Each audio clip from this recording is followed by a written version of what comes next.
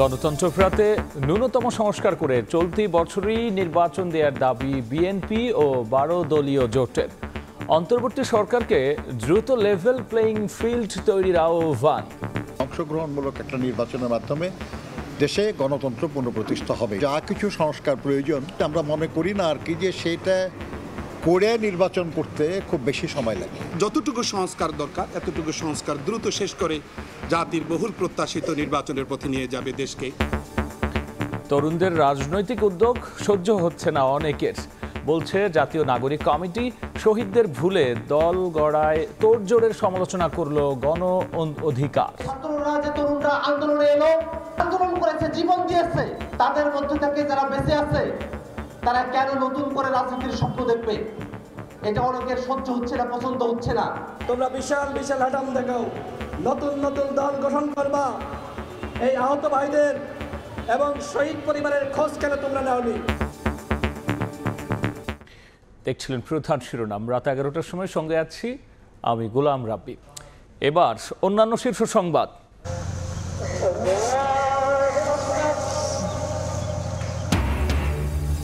লাখো মুসল্লির অংশগ্রহণে বিশ্ব ইজতেমায় দেশের বৃহত্তম জুমার নামাজ আদায়।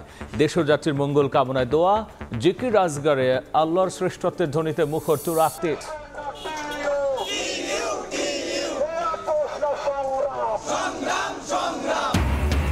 স্বতন্ত্র বিশ্ববিদ্যালয়ের দাবিতে আবারও সড়ক অবরোধ তিতুমির শিক্ষার্থীদের। মহাখালী থেকে গুলশান যান চলাচল বন্ধ, অনশন আন্দোলন চালিয়ে যাওয়ার ঘোষণা। বারুক আর না বারুক, কিন্তু প্রতি বছর ভর ভাড়া বেড়েই চলছে। সার্ভিস চার্জ যেটা এখন সবচেয়ে বেশি সমস্যা হয়ে দাঁড়িয়েছে। বছর ঘুরলেই বাড়ে বাসা ভাড়া। জিম্মি ঢাকা চট্টগ্রামের ভাড়াটিয়ারা। খোরা যুক্তি মালিকদের নৈরাজ্য ঠেকাতে প্রয়োগ নেই আইনের, নজরদারি বাড়ানোর তাগিদ নগরবিদদের।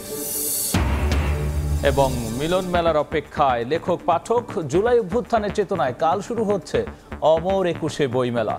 উস্কানিমূলক লেখা প্রকাশ ঠেকাতে থাকছে বিশেষ নজরদারি।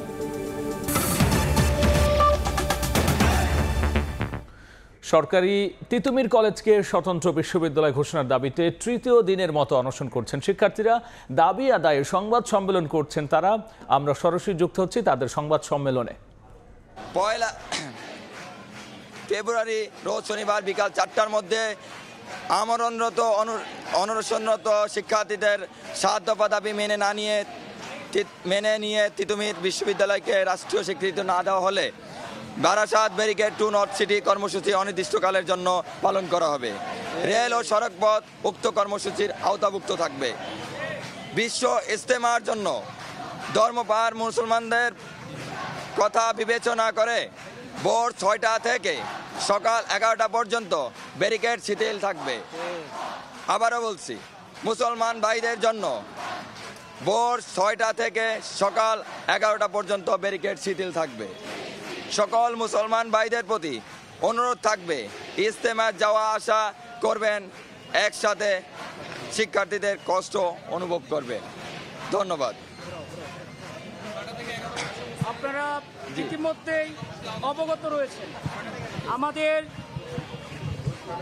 কর্মসূচি, বিশেষ করে অনশন কর্মসূচি চলমান রয়েছে।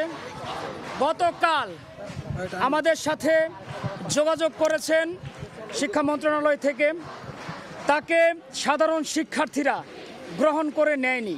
কেন গ্রহণ করে নেয়নি সেই যৌক্তিকতায় যদি আপনারা আসেন তাহলে আমরা বলবো, গত 18 নভেম্বর আমাদের বারাসাত ব্যারিকেড টু মহাখালী কর্মসূচি যখন আমতলীতে অবস্থান করছিলাম, আমরা রাষ্ট্রের পক্ষ থেকে আমাদেরকে জানানো হয় একটি প্রতিনিধি টিম যেন সেখানে যায় এবং আমাদের সাথে আলোচনা করবেন। আমরা সেখানে পৌঁছালে তারা আমাদেরকে আশ্বাস দেয় তিতুমির বিশ্ববিদ্যালয় হওয়ার জন্য যোগ্যতা রাখে এবং ফিজিবিলিটি টেস্ট করার জন্য তারা একটি কমিটি গঠন করবেন। দুঃখের বিষয়, সেখানে উল্লেখ ছিল 7 দিনের ভেতর সেই টিম আমাদের তিতুমির ক্যাম্পাসে আসবে এবং 1 মাসের ভেতর তারা ঘোষণা দেবেন তিতুমির বিশ্ববিদ্যালয় হওয়ার যোগ্যতা রাখেন কিনা। 2 মাস পার হওয়ার পরেও এখন পর্যন্ত সেই টিম আমাদের এখানে এসে পৌঁছায়নি। আমরা জানি না সেই প্রেস ক্লাব থেকে, সেই সচিবালয় থেকে আমাদের তিতুমিরের দূরত্ব কয় কিলো? রাষ্ট্রের কি এখন পর্যন্ত সংস্কার হয়নি, নাকি শুধুমাত্র তারা আশ্বাস পর্যন্তই টিকে থাকবেন তিতুমির বিশ্ববিদ্যালয়ের ক্ষেত্রে? সাধারণ শিক্ষার্থীরা সাধারণার্থেই এটাকে গ্রহণ করে নিচ্ছে না, এবং আগামী দিনের যে কর্মসূচি ঘোষণা করা হয়েছে, আবারও বলে দিচ্ছি, সকাল 6টা থেকে বেলা 11টা পর্যন্ত আমাদের কর্মসূচি শিথিল থাকবে। এবং তিতুমির কলেজকে স্বতন্ত্র বিশ্ববিদ্যালয় ঘোষণার দাবিতে তৃতীয় দিনের মতো অনশন করছেন শিক্ষার্থীরা, আর দাবি আদায়ের সংবাদ সম্মেলনে কথা বলছিলেন তারা। এ বিষয়ে আমরা সরাসরি সেখানে সংযুক্ত ছিলাম। যাচ্ছে অন্য খবরে। গণতন্ত্র ফেরাতে ন্যূনতম সংস্কার করে চলতি বছরই নির্বাচন দেওয়ার দাবি জানিয়েছে বিএনপি আর 12 দলীয় জোট। এজন্য অন্তর্বর্তী সরকারকে দ্রুত লেভেল প্লেইং ফিল্ড তৈরির আহ্বান জানিয়েছেন নেতারা। সন্ধ্যায় গুলশানে 12 দলীয় জোট আর 2টি ইসলামী দলের সঙ্গে বিএনপির লিয়াজো কমিটির বৈঠক শেষে এসব কথা বলেছেন তারা। এ সময় জানিয়েছেন দেশের বর্তমান পরিস্থিতি ও ভবিষ্যৎ রাজনীতি নিয়েও আলোচনা হয়েছে। দেশের বর্তমান পরিস্থিতি, ভবিষ্যৎ রাজনীতি ও আগামী নির্বাচন নিয়ে যুগপৎ আন্দোলনের শরিকদের সঙ্গে বৈঠক করেছে বিএনপি। এরই অংশ হিসেবে শুক্রবার গুলশান চেয়ারপারসনের কার্যালয়ে 3টি দলের সঙ্গে আলোচনায় বসে দলটি। 12 দলীয় জোট জমিয়তে উলামায়ে ইসলাম ও খেলাফত ইসলামের সঙ্গে রুদ্ধদ্বার বৈঠক শেষে যুগপৎ আন্দোলনের নেতারা বলেন, নির্বাচনের মাধ্যমে গণতন্ত্র পুনঃপ্রতিষ্ঠার আন্দোলনে একসঙ্গে থাকবে দলগুলো। গণতন্ত্র ফেরাতে ন্যূনতম সময়ে প্রয়োজনীয় সংস্কার করে চলতি বছরেই নির্বাচন দাবি বিএনপি ও 12 দলীয় জোটের। অন্তর্বর্তী সরকারকে দ্রুত লেভেল প্লেইং ফিল্ড তৈরির আহ্বান জানান তারা। ফ্যাসিবাদের পতন হয়েছে, কিন্তু এখনো আমরা গণতন্ত্র পুনঃপ্রতিষ্ঠা করতে পারি নাই। এই গণতন্ত্র পুনঃপ্রতিষ্ঠার লক্ষ্যে দেশে জনগণের ভোটের মাধ্যমে অবাধ, সুষ্ঠু, নিরপেক্ষ এবং অংশগ্রহণমূলক একটা নির্বাচনের মাধ্যমে দেশে গণতন্ত্র পুনঃপ্রতিষ্ঠা হবে ইনশাআল্লাহ। এরকম একটা নির্বাচন অনুষ্ঠানের জন্য যা কিছু সংস্কার প্রয়োজন সেগুলো করেই এই নির্বাচনটা হবে। আমরা মনে করি না আর কি যে সেটা করে নির্বাচন করতে খুব বেশি সময় লাগার কথা না। আশা করি অন্তর্বর্তী সরকার দ্রুত সময়ের মধ্যে একটা সুষ্ঠু নির্বাচনের আয়োজন করবার জন্য, লেভেল প্লেইং ফিল্ড, সব দলের জন্য সমান সুযোগ এতটা নিশ্চিত করবার জন্য যতটুকু সংস্কার দরকার এতটুকু সংস্কার দ্রুত শেষ করে জাতির বহুল প্রত্যাশিত নির্বাচনের পথে নিয়ে যাবে দেশকে। এদিন নোয়াখালীতে এক অনুষ্ঠানে বিএনপি চেয়ারপারসনের উপদেষ্টা ও সুপ্রিম কোর্ট আইনজীবী সমিতির সভাপতি মাহবুব উদ্দিন খোকন বলেন, অন্তর্বর্তী সরকার ব্যর্থ হলে গণঅভ্যুত্থানও ব্যর্থ হবে। যারা দ্রুত নির্বাচন চায় না তারা গণতন্ত্র প্রতিষ্ঠা ও জুলাই আন্দোলনের শহীদদের রক্তের সঙ্গে বেইমানি করছে।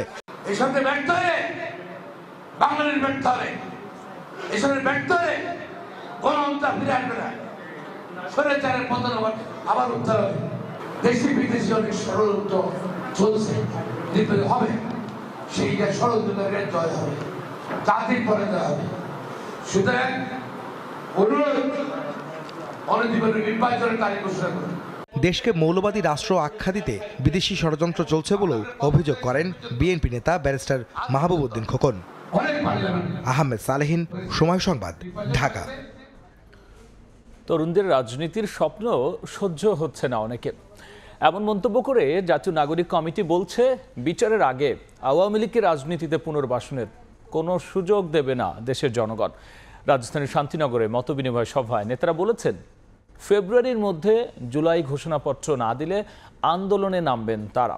এদিকে জুলাই গণ অভ্যুত্থানে শহীদদের স্মরণ সভায় গণ অধিকার পরিষদ নেতারা বলেছেন, শহীদ পরিবারের পাশে না দাঁড়িয়ে ছাত্র উপদেষ্টাদের মনোযোগ এখন নতুন রাজনৈতিক দল গঠনে।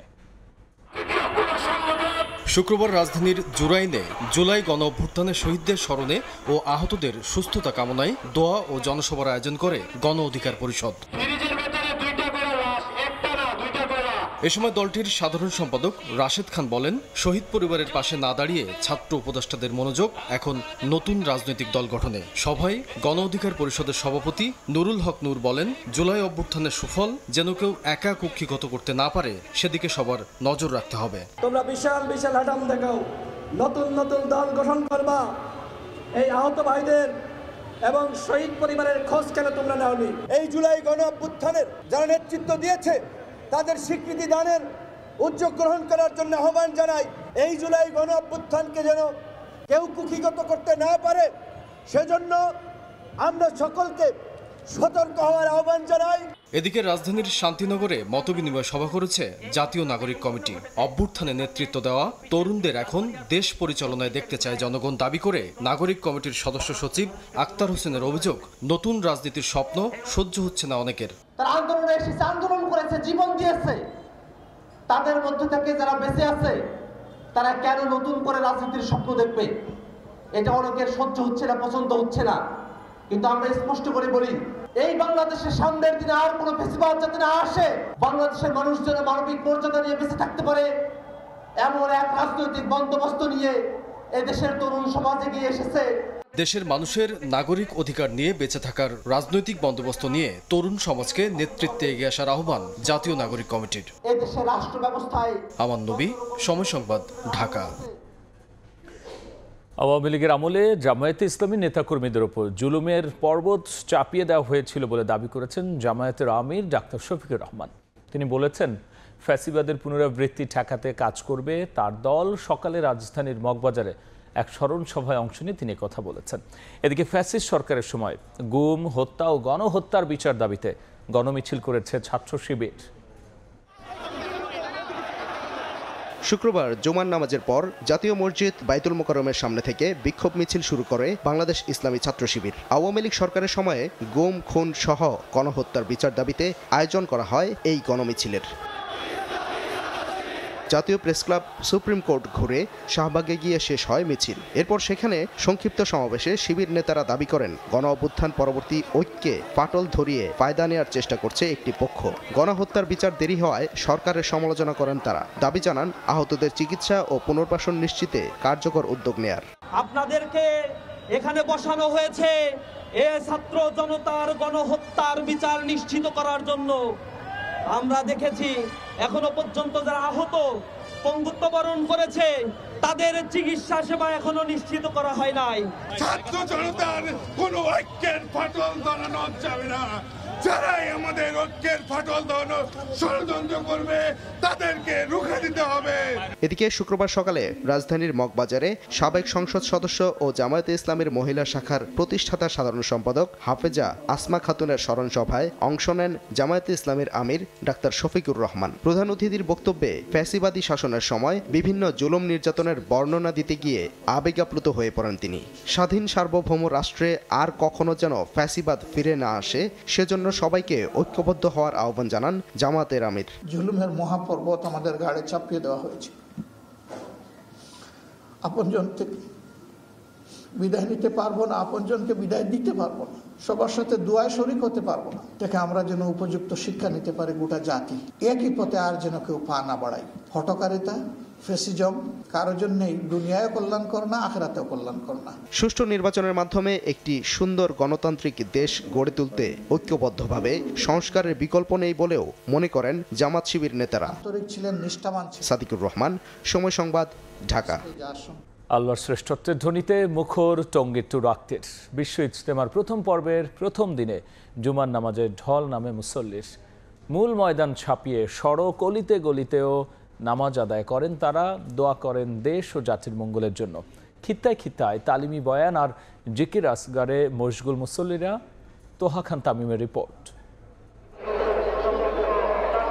শুক্রবার মাগরিবের নামাজের পর স্বল্প আলোর মধ্যেই বয়ানের মুগ্ধতা ছড়িয়ে পড়ে পুরো ইজতেমা ময়দানে। মাওলানা আহমদ লাটির বক্তৃতার মাধ্যমে কার্যক্রম শুরু হয় সন্ধ্যার। এছাড়া খিত্তায় খিত্তায় চলে দ্বীনি আলোচনা।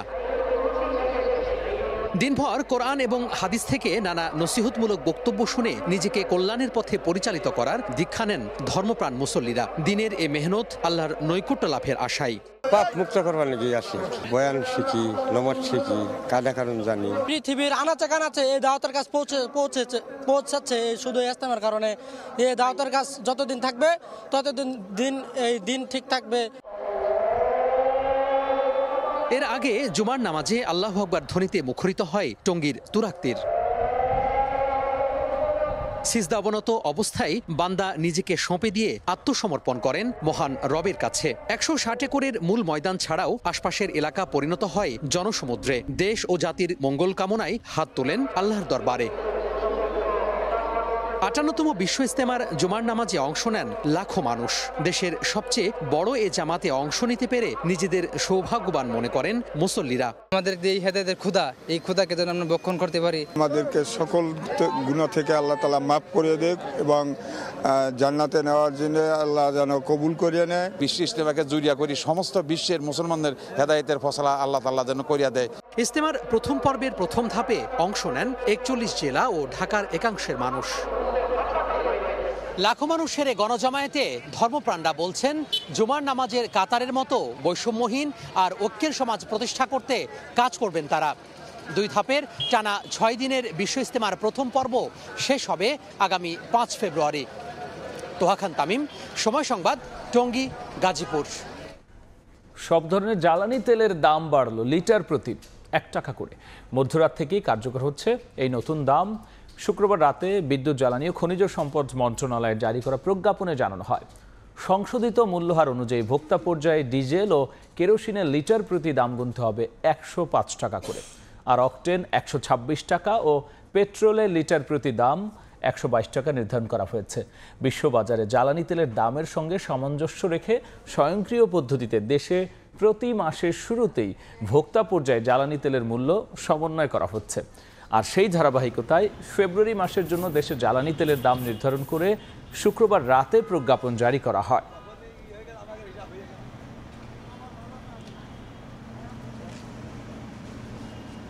রাজধানীতে প্রতি বছর কোনো কারণ ছাড়াই বাড়ি ভাড়া বাড়ানো যেন নিয়মে পরিণত হয়েছে। আইনি বাধ্যবাধকতার তোয়াক্কা না করে নিজ নিয়মে ভাড়া বাড়িয়ে চলেছেন বাড়িওয়ালারা। লাগামহীন বাসা ভাড়া নিয়ন্ত্রণে সরকারের হস্তক্ষেপ চান ভাড়াটিয়ারা। অন্যদিকে নগরবিদ আর আবাসন বিশেষজ্ঞরা বলছেন, ভাড়া নিয়ন্ত্রণে নজরদারি বাড়ানোর পাশাপাশি এই খাত থেকে রাজস্ব আদায় করা গেলে লাভবান হবে সরকার। মেহেদী হাসানের রিপোর্ট। অতিরিক্ত জনসংখ্যার চাপ সামাল দিতে হিমশিম খাচ্ছে রাজধানী ঢাকা। বিভিন্ন পরিসংখ্যান বলছে ৩০৬ বর্গ কিলোমিটারের এই শহরের বর্তমান জনসংখ্যা 2 কোটিরও বেশি। জনসংখ্যার সঙ্গে পাল্লা দিয়ে বেড়েছে বাসা ভাড়া। একদিকে দ্রব্যমূল্যের ঊর্ধ্বগতি, অন্যদিকে বছর বছর বর্ধিত বাড়ি ভাড়ায় নাভিশ্বাস উঠেছে কর্মজীবীদের। 7 বছর যাবৎ চম্পাপালের বসবাস ধানমন্ডিতে। আয়ের সঙ্গে সঙ্গতি রেখে খুঁজতে বেরিয়েছেন বাসা। কথা প্রসঙ্গে তিনি জানান, পছন্দের বাসায় উঠতে গুনতে হবে বাজেটের দ্বিগুণ ভাড়া। 1200 স্কয়ার ফিট বলেই আমি 40,000 টাকা ভাড়া বাড়াবো, প্লাস তার সাথে সার্ভিস চার্জ, যেটা এখন সবচেয়ে বেশি সমস্যা হয়ে দাঁড়িয়েছে। কিছু কিছু জায়গায় সার্ভিস চার্জ 8,000 টাকা চাচ্ছে। আমার রেন্টের থেকে অনেকটা বেড়ে যাচ্ছে। এলাকা ভেদে যেখানে অনেক সচ্ছল মানুষও হিমশিম খাচ্ছে বাড়তি ভাড়ার কাছে, সেখানে মধ্য ও স্বল্প আয়ের মানুষের কাছে এটা এখন গলার কাটা হয়ে দাঁড়িয়েছে। দিনমজুর রিক্সা চালাইয়া ডেলি 400-500 টাকা কামাইয়া আমার অনেক কষ্ট হয়ে যায়। আমার পরিবার চালাই না, খুবই আমার হিমশিম খাইতে হয়। এবার 2000 টাকা আরও বাড়ছে। বাসা খুঁজতেছি একটু সাইডে, যেন বাসা ভাড়া একটু কম হইলে, আসলে ভাই বুঝেন না, ঢাকার বাসায় অনেক খরচ এমনিই হয়ে যায়। ক্যালেন্ডারের পাতা ঘুরে জানুয়ারি এলেই যেমন বেড়ে যায় বাসা ভাড়া, তেমনি সরকারি অর্থে মেট্রো রেল নির্মিত হলেও বাড়ির মালিকের যেন পোয়াবারো। যে কারণে এই মিরপুর অঞ্চলে মেট্রো রেল চালুর পর থেকেই হু হু করে বেড়েছে বাসা ভাড়া। বাংলাদেশ ভাড়াটিয়া পরিষদের তথ্য বলছে, গেল 10 বছরে রাজধানীতে ভাড়া বেড়েছে 5 গুণ। ভাড়াটিয়াদের পক্ষে কথা বলা এই সংগঠন বাড়তি ভাড়ার যৌক্তিকতা চ্যালেঞ্জ করে একাধিক সরকারি দপ্তরের দ্বারস্থ হলেও আসেনি কোনো সমাধান। বারবার আমরা যাচ্ছি, কিন্তু আমাদের কোনো কথা কর্ণপাতও করছে না বাড়িওয়ালারা। সরকার তো কোনো কথাই বলতেছে না। আওয়ামী লীগ বলেন, বিএনপি বলেন, জামাত বলেন, যারাই বলেন, তারা কেউ কোনো কথা বলতে রাজি নয়। কারণ এর মালিকানা আসে তো তারাই। বাসা ভাড়ার জন্য মোট আয়ের 30% নির্ধারিত থাকলেও এলাকা ভেদে তা দ্বিগুণ হয়। নিরাপদ আবাসন নাগরিকদের মৌলিক অধিকার উল্লেখ করে স্থপতি ও নগরবিদরা বলছেন, ভাড়া নিয়ন্ত্রণে আইন প্রয়োগের ব্যর্থতার পরিচয় দিয়েছে সরকার। সরকার যদি কোনো একটা সংস্থা তৈরি করে, ভাড়াটিয়া যদি সেখানে যদি আমরা ভাড়াটা জমা দিই, সেটা একটা পার্সেন্টেজ সরকার কিন্তু পুরো প্রক্রিয়া থেকে নিতে পারে। বিশ্বের অনেক দেশে এভাবেই জিনিসটা চালু হয়। কারণটা যে সব যদি সরাসরি বাড়িওয়ালা এবং ভাড়াটিয়ার মধ্যে সংযোগ থাকে, তাহলে কিন্তু যত ধরনের আইনই করেন সে আইন দিয়ে তাদেরকে বাধা যাবে না। ভাড়া নিয়ন্ত্রণে বাড়ি ভাড়া নিয়ন্ত্রণ আইন প্রণয়ন করা হয়েছে 1991 সালে। প্রায় 3 যুগ পেরোলেও গঠিত হয়নি স্বতন্ত্র নিয়ন্ত্রক সংস্থা, নজরদারির জন্যও নেই কোনো মনিটরিং সেল। মেহেদী হাসান, সময় সংবাদ, ঢাকা। এদিকে প্রতি বছর লাফিয়ে লাফিয়ে বাড়ছে বন্দরনগরী চট্টগ্রামের বাসা ভাড়া, সঙ্গে সার্ভিস চার্জ, অ্যাডভান্স প্রথাও ভাড়াটিয়াদের জন্য হয়ে উঠছে গলার কাটা। গৃহকর পরিশোধ, মজুরি বৃদ্ধি, দারোয়ানদের বেতন সহ নানা কারণে বাড়তি ভাড়া নেয়ার পক্ষে যুক্তি দাঁড় করানোর চেষ্টা বাড়ির মালিকদের। প্রতি বছর ভাড়াটিয়াদের জিম্মি করে 15 থেকে 20% হারে বাসা ভাড়া বাড়ছে বলে জানিয়েছে ক্যাব। দেখব পার্থপ্রতিম বিশ্বাসের রিপোর্ট। চট্টগ্রামে 70 থেকে 80 লাখ মানুষের বসবাস। নগরে বসবাসরতদের মধ্যে 70 থেকে 80% ভাড়াটিয়া। বছরের শুরু থেকে শুরু হয় নগর জুড়ে বাসা বদলের হিড়িক। বেশি ভাড়া দিতে না পারায় সীমিত আয়ের মানুষের চাহিদা থাকে কিছুটা কম ভাড়ার বাসায়। নতুন বছর আসতেই বাসা ভাড়া বাড়ানো যেন নিয়মে পরিণত হয়েছে। আবার বাড়িওয়ালার স্বঘোষিত সার্ভিস চার্জের নামেও ভাড়া বাড়ানোর অভিযোগ রয়েছে। সেই সঙ্গে নতুন বাসায় উঠতে গেলে অ্যাডভান্সের নামে কয়েক মাসের বাড়ি ভাড়া একসঙ্গে দেওয়ার অলিখিত নিয়মও রয়েছে। বেসরকারি চাকরিজীবী মানুষের বেতন বাড়ুক আর না বাড়ুক, কিন্তু প্রতি বছর ঘর ভাড়া বেড়েই চলছে। মিনিমাম 2 মাসের অ্যাডভান্স দিতে হয় যে কোনোভাবে, ওনারা না হয় ভাড়া দিতে চায় না। গৃহকর পরিশোধ করা, নিত্যপণ্যের দাম অস্বাভাবিক বৃদ্ধি, মজুরি বৃদ্ধি, দারোয়ানের বেতন, বিদ্যুৎ জ্বালানির দাম বাড়ানোর কারণে কিছুটা বাড়তি ঘর ভাড়া নিতে হচ্ছে বলে যুক্তি বাড়ির মালিকদের। দারোয়ান আগে আমরা 7-8 হাজার টাকা দিয়ে নিতাম, এখন 15-20 হাজার টাকা লাগে, এই জন্য সামথিং একটু বাড়াতে হয়। নানা অজুহাতে ভাড়াটিয়াকে জিম্মি করে প্রতি বছর 15 থেকে 20% হারে ঘর ভাড়া বাড়ানো হচ্ছে বলে জানান কনজিউমার অ্যাসোসিয়েশন অব বাংলাদেশ। এক একটা সময় এক এক ধরনের অজুহাত নিয়ে এসে তারা ভাড়াটা বাড়ান, কিন্তু ভাড়া অনুযায়ী তার যে প্রাপ্য সুবিধা ভাড়াটিয়াকে দিবেন সেই বিষয়গুলো নেই। চট্টগ্রামে 25 থেকে 30 বছরে বাড়ি ভাড়া বেড়েছে প্রায় 450 থেকে 500%। পার্থপ্রতিম বিশ্বাস, সময় সংবাদ, চট্টগ্রাম। কাল পর্দা উঠছে মাসব্যাপী অমর 21 বইমেলার। এখন চলছে শেষ মুহূর্তের প্রস্তুতি। এবার মেলায় উস্কানিমূলক লেখা প্রকাশ ঠেকাতে বিশেষ নজরদারি থাকবে বলে জানিয়েছেন ডিএমপি কমিশনার। এছাড়াও নিশ্চিদ্র নিরাপত্তা নিশ্চিতে সিসিটিভির আওতায় থাকবে পুরো এলাকা। কেউ কাঠকাটায় ব্যস্ত, কেউ আবার দিচ্ছেন তুলির আঁচড়, কেউ তাকে তাকে সাজাচ্ছেন বই। ধীরে ধীরে সেজে উঠছে বাংলা একাডেমি প্রাঙ্গণ। হাতুড়ি পেরেক আর রং তুলি নিয়ে স্টল সাজানোর কাজে ব্যস্ত শ্রমিকরা। তাদের কাজের গতি বলে দিচ্ছে দরজায় কড়া নাড়ছে বাঙালির প্রাণের অমর 21 বইমেলা। বছরে একবার আসে তো মোটামুটি আনন্দ সহিত আমরা কাজ করি। অনেক ভালো লাগতেছে, কাজ করতেছি, তো চলে যাব, কাজ শেষ হয়ে যাবে 1 তারিখে, মেলা যখন উদ্বোধন হয়ে যাবে। বিগত কয়েক বছরের তুলনায় বাণিজ্যিক হবে এবারের মেলা, এমনটাই প্রত্যাশা প্রকাশকদের। এবার মেলা অন্যান্য বারের তুলনায় একটু বাণিজ্যিক হবে বলে আমরা আশা করি। পাঠকদের জন্য প্যাভিলিয়ন স্বরূপ আমাদের বিভিন্ন চমক থাকবে। পরিবেশ পরিস্থিতি বিবেচনা করে আসলে কিছু বোঝা যাচ্ছে না যে কি হতে পারে, কি মানুষ একটু আতঙ্কের মধ্যে আছে। শুক্রবার সকালে মেলার সার্বিক নিরাপত্তা ব্যবস্থা দেখতে আসেন ডিএমপি কমিশনার। জানান 24 ঘন্টা বিশেষ নজরদারির আওতায় থাকবে পুরো এলাকা। 15 বিস্ফোরক দ্রব্য, দাহ্য পদার্থ, মাদক যাতে প্রবেশ না করে তাদের জন্য আমাদের ব্যাপক তল্লাশি থাকবে এবং কোনো বইয়ের ভিতরেই উস্কানিমূলক কথা লেখা আছে এটার জন্য ওরা স্ক্যানিং করে ভেটিং করে স্টলে উপস্থাপন করেন। আপাতত দৃষ্টিতে আমি কোনো আশঙ্কা দেখি না। এবারের বইমেলা হবে পলিথিন মুক্ত। এছাড়াও বিশেষ আকর্ষণ হিসেবে থাকবে জুলাই চত্বর, যেখানে ফুটিয়ে তোলা হবে গণ অভ্যুত্থানের চিত্র। রাত পোহালেই ভাষার মাস ফেব্রুয়ারি, তার সঙ্গেই সঙ্গতি রেখে দ্বার খুলবে বাঙালির প্রাণের মেলা অমর 21 বইমেলার। লেখক, পাঠক ও প্রকাশকদের পদচারণায় মুখরিত হবে সাহিত্যাঙ্গন, উন্মোচিত হবে সৃজনশীলতার নতুন দ্বার। সেই প্রস্তুতি চলছে দিনভর নানা ব্যস্ততায়। দীর্ঘ 16 বছরের স্বৈরশাসনের অবসানের পর নতুন বাংলাদেশে বইমেলার এই আয়োজন ফিরে পাবে নতুন প্রাণচাঞ্চল্য, সেই প্রত্যাশাই সকলের। মনির হোসাইন, সময় সংবাদ, ঢাকা। এদিকে তথ্যবিহীনভাবে শেষ হলো 29তম ঢাকা আন্তর্জাতিক বাণিজ্য মেলা। এবছর রফতানি আদেশ নিয়ে কোনো তথ্য নেই আয়োজক সংস্থা ইপিবির কাছে, আর এই বিষয়ে কোনো ধারণা নেই বাণিজ্য উপদেষ্টার। তবে গত বছরের তুলনায় 50% বেশি ভ্যাট আদায়ের তথ্য দিয়েছেন তিনি। ইজারাদারদের তথ্য, মাসব্যাপী এ মেলায় দর্শনার্থী সমাগম হয়েছে প্রায় 20 লাখ। শেষ মুহূর্তে উৎসবের আমেজ। 29তম ঢাকা আন্তর্জাতিক বাণিজ্য মেলার পর্দা নামল লাখ লাখ দর্শনার্থীকে সঙ্গে নিয়ে। সাপ্তাহিক ছুটির দিন হওয়ায় সকালের ভিড় সন্ধ্যায় হয়েছে দ্বিগুণ। শেষ দিনে বিক্রি বাড়াতে অনেক প্রতিষ্ঠানই দিচ্ছে বাড়তি ছাড়। ক্রেতারাও মগ্ন কেনাকাটায়। ডিসকাউন্টে একটা শাল কিনছি, আরও দেখতেছি কোনো কিছু পেলে ডিসকাউন্টে নেব। যেহেতু আমরা অনেকগুলো প্রোডাক্ট অর্ডার করেছি, তারা আমাদেরকে গিফট হ্যাম্পারও দিয়েছে। এবছরে বাণিজ্য মেলা আমরা খুবই ভালো সাড়া পেয়েছি। ক্লোজিং টাইমেও কাস্টমারগুলোকে আমরা বলেও বিদায় করতে পারছি না। এবারের আসরে 30 লাখের মতো দর্শনার্থীর প্রত্যাশা থাকলেও হয়েছে প্রায় 20 লাখ। তাই তো সময় বাড়ানোর দাবি ছিল ইজারাদারের। বাণিজ্য উপদেষ্টা স্যারের কাছে উদ্দেশ্য বলছিলাম, আমি বিবির যে চেয়ারম্যান স্যার ওনার উদ্দেশ্য ওনার কাছে রিকোয়েস্ট করেছিলাম যে মেলাটা ন্যূনতম 3টা দিন বাড়িয়ে দেওয়ার জন্য। নামে আন্তর্জাতিক হলেও মানে খুব একটা আন্তর্জাতিক নয়। সমাপনী অনুষ্ঠানে স্বীকার করেন খোদ বাণিজ্য উপদেষ্টা। আমরা যদিও আন্তর্জাতিক বাণিজ্য মেলা বলি, বাট দুঃখজনকভাবে আমাদের এখানে খুব তেমন কেউ আন্তর্জাতিক অংশগ্রহণকারী আসেন না। এবছর রফতানি আদেশ নিয়ে কোনো তথ্য নেই ইপিবির কাছে। সাংবাদিকদের প্রশ্নের মুখে কোনো ধারণা নেই বলে জানান বাণিজ্য উপদেষ্টা। আমার জানা নেই, যারা এখানে স্টল ছিলেন তারা যদি কিছু পেয়ে থাকেন আমাদেরকে পরে ফর্ম ফিল আপ করে জানাবেন। আমি এই মুহূর্তে আপনাদেরকে বলতে পারছি না।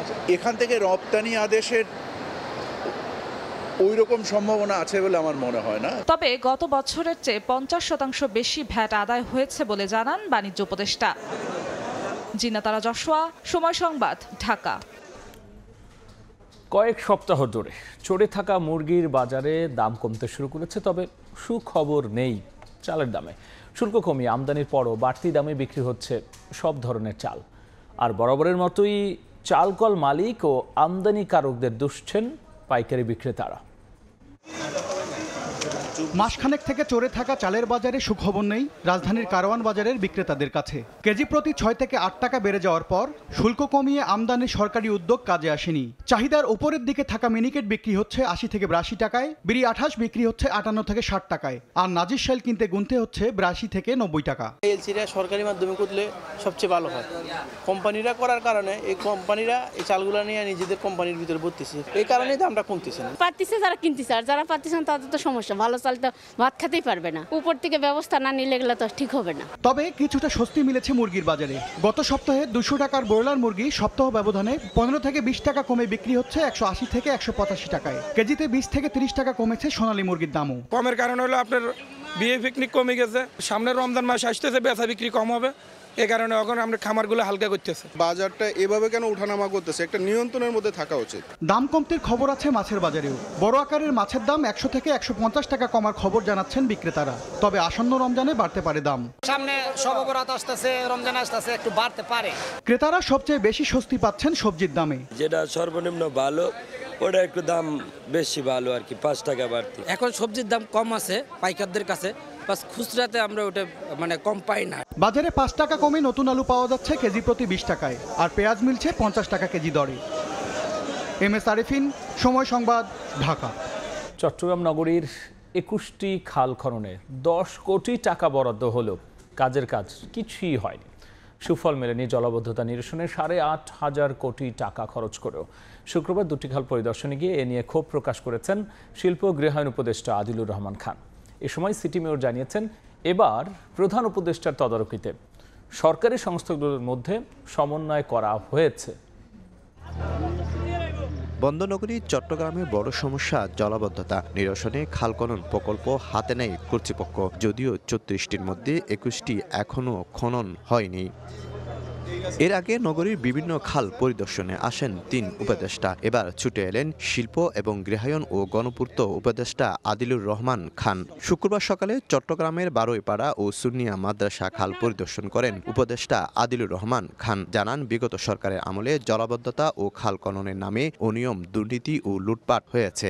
আগামী বর্ষার আগে যেন এটা একদম চলে যাওয়ার মতন অবস্থা হয়, এই বর্ষার পরের বর্ষার আগে সেই জায়গায় আমরা নিয়ে যাওয়ার জন্য কাজ করছি। এ সময় মেয়র জানান, প্রধান উপদেষ্টার তদারকিতে সরকারি সংস্থাগুলোর মধ্যে সমন্বয় তৈরি হয়েছে। আমাদের সাথে সিডিএ, পানি উন্নয়ন বোর্ড, ওয়াসা সহ অন্যান্য সেবা প্রদানকারী সংস্থাগুলো আছে, তাদের সাথে একটা সমন্বয় এর মাধ্যমে আমরা কাজ করছি। চট্টগ্রামের জলাবদ্ধতা নিরসনে 3 সংস্থার সমন্বয়ে 14,000 কোটি টাকা মেগা প্রকল্প হাতে নেওয়া হয়। ইতিমধ্যে 8,500 কোটি টাকা খরচ হলেও দৃশ্যমান হয়নি উন্নয়ন। শফিকুল আলম, সময় সংবাদ, চট্টগ্রাম। পান্থকুঞ্জ পার্ক রক্ষায় 50তম দিনের মতো অবস্থান কর্মসূচি পালন করেছে একদল তরুণ। বাংলাদেশ গাছ রক্ষা আন্দোলনের ব্যানারে বিকেলে এই উপলক্ষে এক নাগরিক সমাবেশ অনুষ্ঠিত হয়। এ সময় পার্ক ও হাতির ঝিল ধ্বংস করে এফডিসি থেকে পলাশী পর্যন্ত ঢাকা এলিভেটেড এক্সপ্রেসওয়ে প্রকল্পের সংযোগ সড়কের নির্মাণ কাজ বন্ধেরও দাবি জানিয়েছেন তারা। নগরবাসীকে বিশুদ্ধ বাতাসে শ্বাস নেওয়ার আশ্বাস দিয়ে বছরের পর বছর ধরে সিটি কর্পোরেশনের সংস্কার প্রক্রিয়ার মধ্য দিয়ে গেছে কারওয়ান বাজারের পান্থকুঞ্জ। এবার এলিভেটেড এক্সপ্রেসওয়ের বলি হচ্ছে পার্কটি। এরই মধ্যে কেটে ফেলা হয়েছে 40 প্রজাতির প্রায় 2000 গাছ। ভারী ভারী যন্ত্রাংশ খোঁড়াখুড়ির চিহ্নে বিবর্ণ হওয়া পার্কটি রক্ষায় শুক্রবার বিকেলে মানববন্ধন করেন এলাকাবাসী। এতে অংশ নেয়া শিশুদের হাতেও ছিল সবুজ টিকিয়ে রাখার প্ল্যাকার্ড। এই ব্রিজ বানানোর জন্য আমাদের খেলা নষ্ট হয়ে গেছে। আমি এখানে খেলতাম, আমি ওর সাথে খেলতাম, কিন্তু এখন আমি খেলতে পারছি না। ধ্বংসাত্মক কাজ চলতেছে, আমরা এই পরিবেশটাকে ঠিক করার জন্য আমরা এখানে দাঁড়াইছি। এই মাঠটি যদি হারিয়ে যায় তাহলে সেই ক্ষেত্রে তখন এই বাচ্চাগুলো তখন তারা কোথায় যাবে? আমরা এই আন্দোলন চালিয়ে যাব, কোনোভাবেই আমরা এখান থেকে সরে আসব না। এদিকে বাংলাদেশ গাছ রক্ষা আন্দোলনের ব্যানারে 50তম দিনের মতো পান্থকুঞ্জে অবস্থান করেছেন কয়েক তরুণ। এই উপলক্ষে বিকেলে পান্থকুঞ্জে 50 দিন শীর্ষক নাগরিক সমাবেশের আয়োজন করেন তারা। নগর পরিকল্পনাবিদ ও পরিবেশ আন্দোলনকারীরা বলেন, মেগা প্রকল্পের নামে প্রকৃতি প্রতিবেশবিহীন শহরে এমন কার্যক্রম গ্রহণযোগ্য নয়। এই পার্কটা কি র‍্যাম্প নামানোর জায়গা? একটা পার্কে কি এলিভেটেড এক্সপ্রেসওয়ে র‍্যাম্প নামার কথা? তাহলে যেই যুক্তিতে আপনি 2 বছর আগে কলম ধরেছিলেন, এখন আপনি দায়িত্ব, যখন আপনার হাতে ক্ষমতা আছে এটাকে রিভিউ করার, এটাকে রিভাইজ করার, সেই দায়িত্ব আপনি কেন পালন করছেন না? বিগত সরকারের যেই অনেক প্রকল্প, যে প্রকল্পগুলো গণমুখী না, বরঞ্চ যে প্রকল্পের কারণে আমাদের বাংলাদেশের স্বার্থ বিনষ্ট হবে, এই ধরনের প্রকল্প রিভিউ করা, ক্ষেত্র বিশেষে বাতিল করা। আমরা এখন পর্যন্ত সরকারের পক্ষ থেকে কোনো ধরনের নাড়াচাড়া দিচ্ছি না। প্রকল্পের যে কি বিধ্বংসী হবে যদি এটাকে হতে দেওয়া হয় সেটা সম্পর্কেও আমরা জানলাম। এই এলাকার মানুষ শুধু ক্ষতিগ্রস্ত হবে তা না, সারা ঢাকা শহরেই ক্ষতিগ্রস্ত হবে। এফডিসি থেকে পলাশী পর্যন্ত ঢাকা এলিভেটেড এক্সপ্রেসওয়ে প্রকল্পের সংযোগ সড়ক নির্মাণ করতে ইতোমধ্যে হাতির ঝিল অংশে ভরাট করা হয়েছে। এর প্রতিবাদও জানান পরিবেশবাদীরা। পরিবারের বাচ্চাদের মাইমুনা হায়দার চৌধুরী, সময় সংবাদ, ঢাকা। যুক্তরাষ্ট্রের ওয়াশিংটনে সংঘর্ষে বিমান ও হেলিকপ্টার বিধ্বস্তের ঘটনায় সব আরোহী মারা গেছেন বলে জানিয়েছে মার্কিন গণমাধ্যম। এই ঘটনায় এখনো পর্যন্ত 40 জনের মরদেহ উদ্ধার করা হয়েছে। এরই মধ্যে 2 উড়োযানের ব্ল্যাক বক্স পেয়েছে উদ্ধারকারী দল। Both aircraft crashed instantly and were immediately 8 last night, a UH-60 assigned in the military district. এই ছিল আমার কাছে থাকা দেশ বিদেশের খবর।